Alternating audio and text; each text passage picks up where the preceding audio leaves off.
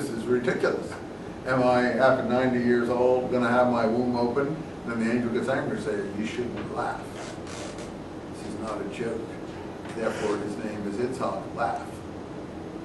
And he likes stories like that. He makes stories up on the basis of names.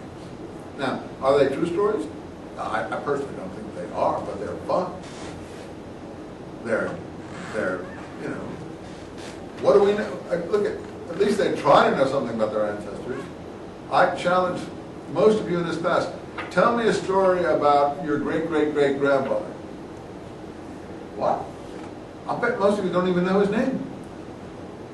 So, I mean, you know, we're much further behind the 8 ball than they were. They at least have some memories that the poets have given them. We don't have anything. Most of you, and me too, you're not the only one. I have no idea. I don't know. 3 generations back, 4?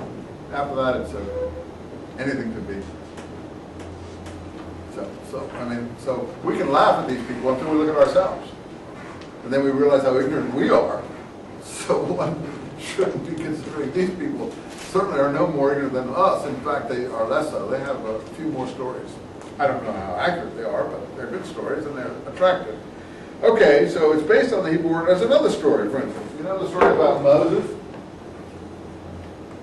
In Exodus, Moses gets a name because the Egyptian lady who had adopted him said, I'm calling him Moses because I pulled him out of the water. Because of his being in a basket in the water, right? You all know that story.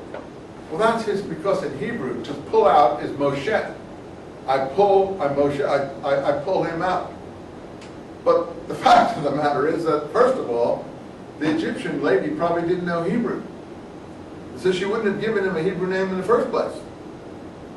And so that's, again, the Hebrew storyteller trying to figure out why Moses' name is Moses on the basis of a Hebrew usage.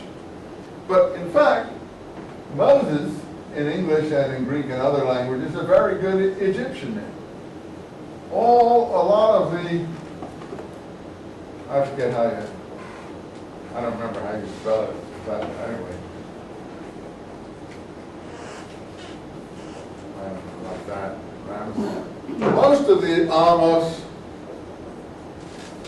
the Egyptian pharaohs from this period, I'm not sure if I correctly, had Mos in their name because it meant an Egyptian son of. So Moses actually is a very good Egyptian name in and of itself. It doesn't need a Hebraicization.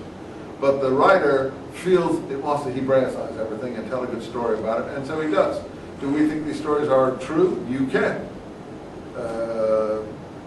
I'm not sure if they are accurate, but they certainly are colorful and a lot of fun. All right, we'll stop there and we'll get to the Edwards genealogy. We'll be able to go faster now. We're getting to the stories of Abraham now, and we'll speed up. Maybe I'm going too fast anyway, but in any case, we'll be able to go fast. Good, you had a good question there. Thanks a lot about that stuff about